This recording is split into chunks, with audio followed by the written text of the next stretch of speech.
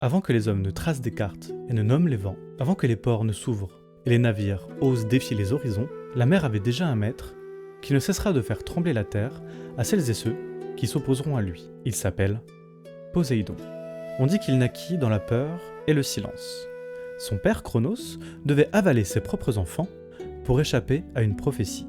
Poséidon fut soit avalé comme les autres, dans le ventre du paternel, soit emmené sur l'île de Rhodes par Rhéa en faisant avaler un poulain par ruse au roi des titans. Quand Zeus libéra ses frères et ses sœurs, le monde trembla.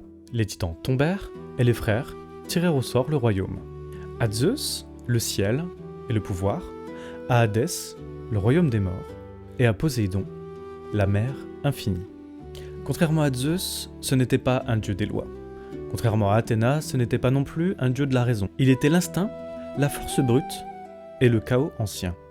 Les mythes racontent qu'il est grand et barbu. Colérique et dangereux, il incarne la puissance des flots, le chaos, mais aussi la destruction dans la fureur des éléments. Bien que ces animaux totems soient le cheval et le taureau, Poséidon est représenté par les artisans grecs avec son trident, qui est en fait un harpon à 3 branches pour pêcher le poisson.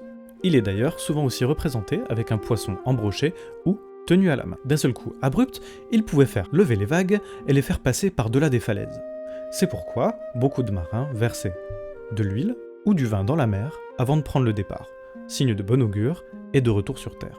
Par son caractère imprévisible, Poséidon n'est pas forcément une figure que l'on appréciait. C'était une figure dont on se méfiait et surtout avec laquelle il fallait négocier. Il arrivait, avant de grands départs, que l'on devait sacrifier des taureaux noirs sur les falaises dans les temples de Poséidon. Cela permettait de demander une mer clémente, mais aussi des vents favorables et surtout le retour sur terre.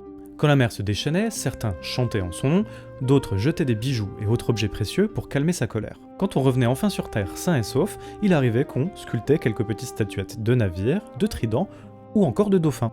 Le dauphin est un animal extrêmement symbolique chez les Grecs. Offrir un dauphin, c'est vouloir la protection de la personne, mais aussi que les dieux soient cléments avec elle. Car si vous voyez Poséidon en train de chevaucher un dauphin, c'est l'image calme et bienveillante du dieu que vous voyez. Dans les songes, le dauphin ramène les navires perdus et ramène les naufragés sur terre. Quand un dauphin apparaît proche d'un navire, c'est alors que Poséidon les regarde et pour l'instant, il les épargne. Lorsqu'il ne s'occupe plus des mers, son ambivalence lui vaut aussi le surnom de secoueur de la terre. En plus de leur caractère imprévisible, les Grecs ont fait le lien entre le fait qu'il y ait des tremblements de terre sur les côtes, qui s'accompagnent donc de mouvements de la mer. Poséidon était donc et terre et mer.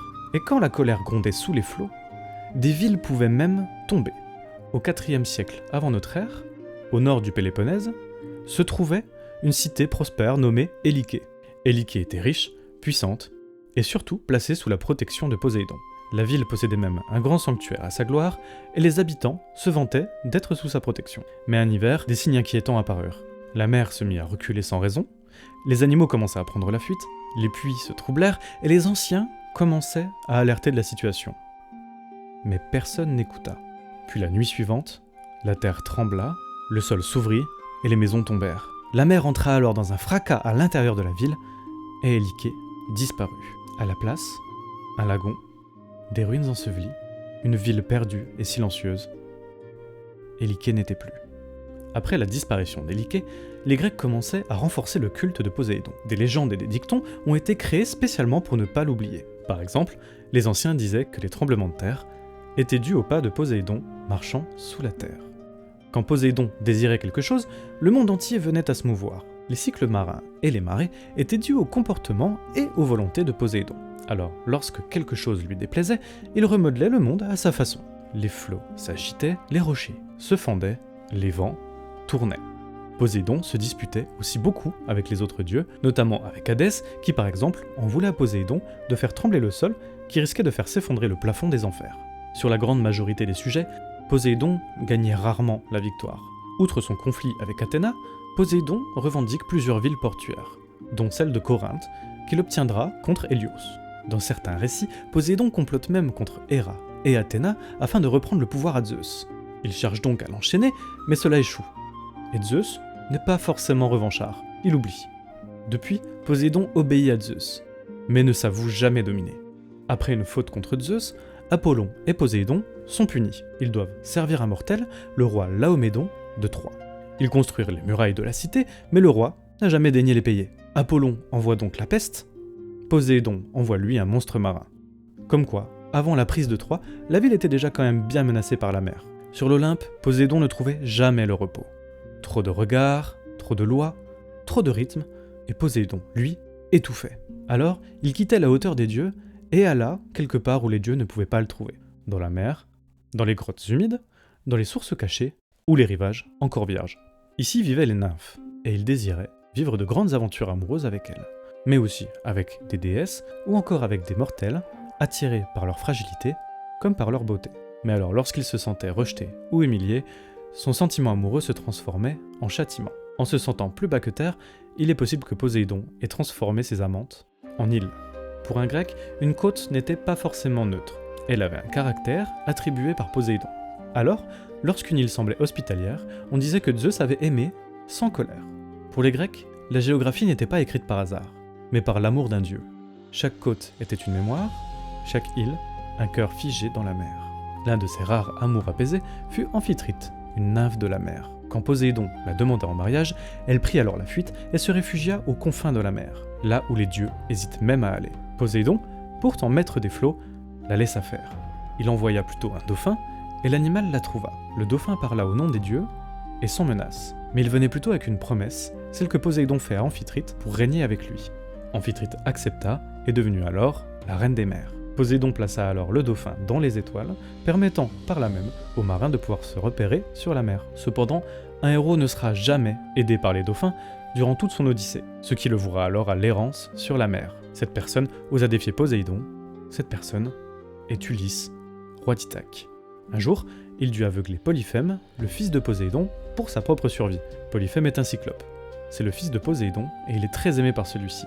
Alors, lorsqu'Ulysse le poignarda dans l'œil, il cria son nom à toute la terre le plus fort possible. Et Poséidon l'entendit. Défiant ainsi les dieux et par là même son père Poséidon, il animera alors les vagues de tout son chaos et les fera se refermer sur Ulysse. Cela le freinera alors dans tous ses projets, mais aussi lorsque ses alliés voudront l'aider. Ils seront tous châtiés s'il s'approche de lui. Les moments de répit étaient rares pour Ulysse, mais il arrivait que Poséidon, de temps à autre, allait voir le peuple éthiopien qui le comble de riches sacrifices. Cela laisse alors à Ulysse quelque temps dans l'année pour pouvoir agir comme il le veut. Pendant 10 longues années, le dieu détourna les vents, brisa les navires et le jeta d'île en île.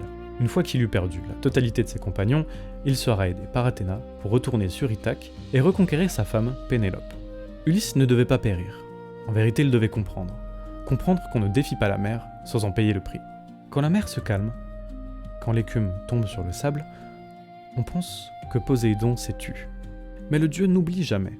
Il est celui qui secoue la terre avec son trident et dresse la mer comme une muraille.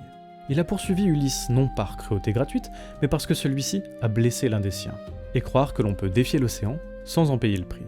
Poséidon n'est donc ni mauvais ni bon, il est l'équilibre instable, la promesse d'un départ et la menace d'un retour impossible. Il offre le vent aux marins, puis le leur arrache. Il porte des navires, puis les brise, pour rappeler aux hommes une vérité ancienne. La mer ne se traverse jamais sans humilité. Alors à chaque fois que les flots grondent, et que le rivage disparaît à l'horizon, alors souviens-toi que ce n'est pas la colère d'un dieu que tu entends, mais plutôt la voix d'un dieu, qui rappelle qu'aucun voyage au monde n'est sans conséquence, et que même au cœur du fracas des vagues, son trident veille encore.